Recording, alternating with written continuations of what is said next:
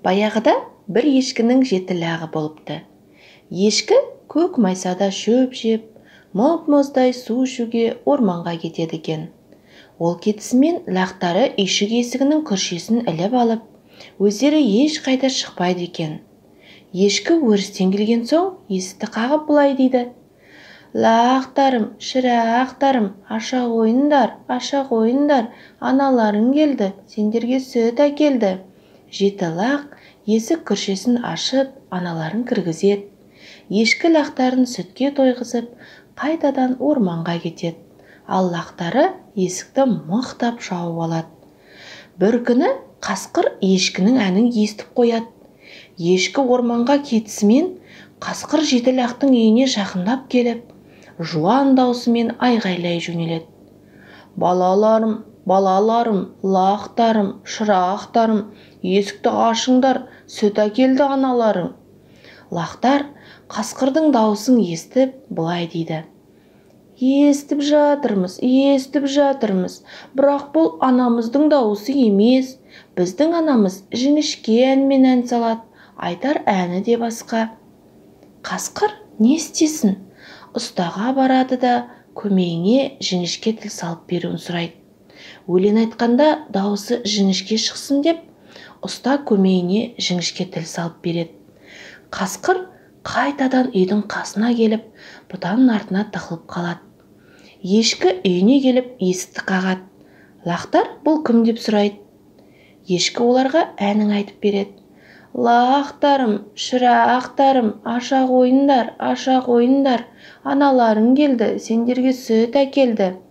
7 лақ есік күршесін ашып, аналарын кіргізеді. Бәрі қасқырдың қалай келгенін, өздерін жемек болғанын анасына айтып береді. Ешкі лақтарын сүтке тойғызып, кетерінде қатты тапсырып кетеді: «Егер біреу келіп, мен айтатын өлеңді түгел айтпаса, және дауысы жіңішке болса, есікті ашпаңдар». Ешкі кетісімен қасқыр есікке келеді.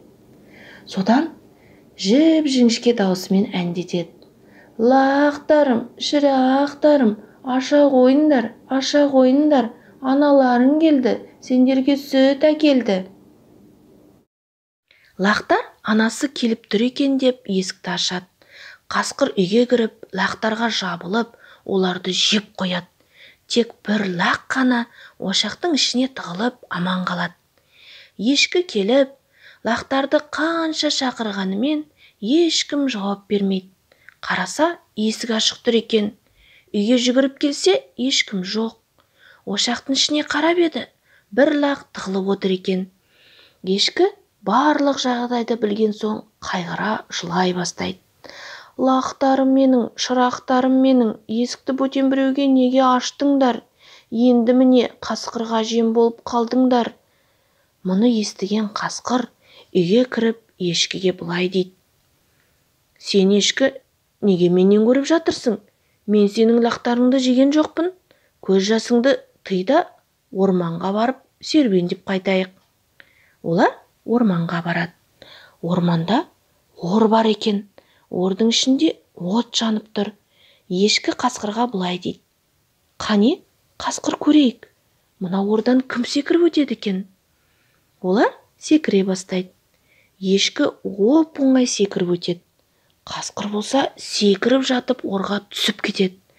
Қарны оның жарылып, ішінен бірінен соң бірі аман сау лақтар анасына секіріп шығады. Осыдан кейін ешкі лақтармен бақытты өмір сүріпті. Сөздік: ешкі, коза, 7, 7, лақтар, козлята, сүт, молоко, қасқыр, волк, ән, песня, жуан дауыс, грубый голос, ұста, кузнец, көмей, гортань, жіңішке дауыс, мягкий голосок, бұта, куст. Қасқыр лақтарды жеп қояды. Волк съел козлят. Бір лақ тығылып қалады. Один козленок спрятался. Ор, яма, от, огонь. Бақытты өмір сүріпті. Жили долго и счастливо.